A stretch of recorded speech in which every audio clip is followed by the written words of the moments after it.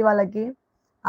ఎవరైతే మోసం చేయకుండా నిజాయితీగా బోత్ ఆఫ్ యూ 2 సైడ్‌ల వైఫ్ అండ్ హస్బెండే కావచ్చు, దూరంగా ఉన్న వాళ్ళు ఎవరైనా కావచ్చు. మోసం చెయ్యకుండా ఎవరైతే టు బీ హానెస్ట్‌గా ఉన్నారో వాళ్ళు ఖచ్చితంగా రీయూనియన్ అనేది జరుగుతది.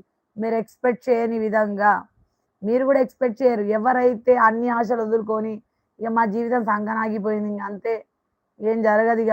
ఇంకేం లేదు. చేయడానికి ఏముంది? ఏమీ లేదు అని ఎవరైతే అనుకుంటారో వాళ్ళకి అన్‌ఎక్స్‌పెక్టెడ్‌గా ఎవరు ఊహించని విధంగా లైఫ్ అనేది టర్న్ అవుతది అన్నట్టు.